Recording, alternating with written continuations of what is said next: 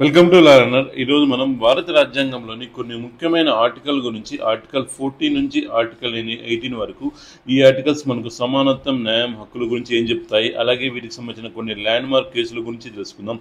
Article 14 చట్టం ముందు అంతా సమానమే. దీని ప్రకారం భారతదేశంలో ప్రతి వ్యక్తి చట్టం దృష్టిలో సమానం. అంటే ఎవరైనా, అది ధనవంతుడైనా, పేదవారైనా, పెద్ద అధికారైనా, చట్టం ముందు అందరూ కూడా ఒకటే.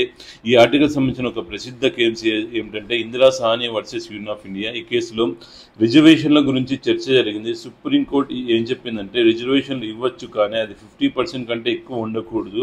అది సమానత్వాన్ని కాపాడేందుకు ఒక ముఖ్యమైన తీర్పు. ఆర్టికల్ 15 వివక్ష నిషేధం. ఈ ఆర్టికల్ దీని ప్రకారం రాష్ట్రం ఎవరిని వివక్ష చేయకూడదు. అది మతం, కులం, లింగం లేదా జన్మస్థలం ఆధారంగా అయినా సరే, అంటే అందరికీ సమాన అవకాశాలు ఉండాలి. ఈ ఆర్టికల్ సంబంధించిన ఒక ముఖ్యమైన కేసు ఏమిటంటే State of Madras versus Champakam Dorairajan. ఈ కేసులో మద్రాస్ ప్రభుత్వం కులం ఆధారంగా సీట్లు కేటాయించడాన్ని సుప్రీంకోర్టు తప్పుపట్టింది.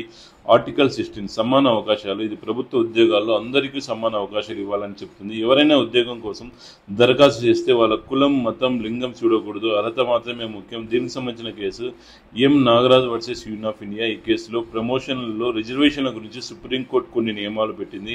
అంటే రిజర్వేషన్ ఇవ్వాలంటే డేటా ఆధారంగా ఆవశ్యకత ఉండాలని చెప్పింది. ఆర్టికల్ 17 అస్పృశ్యత నిషేధం. ఇది చాలా ముఖ్యమైనది. దీని అంటే ఎవరిని కులం ఆధారంగా తక్కువ చేయడం లేదా విడిచిపెట్టడం చట్టవిరుద్ధం. ఈ ఆర్టికల్ సంబంధించిన కేసు వచ్చేసి State of Karnataka versus Appabalu Ingale. ఈ తీర్పులో అస్పృశ్యతను ప్రోత్సహించే ఎలాంటి చర్యలైనా కఠినంగా శిక్షించాలని కోర్టు చెప్పింది.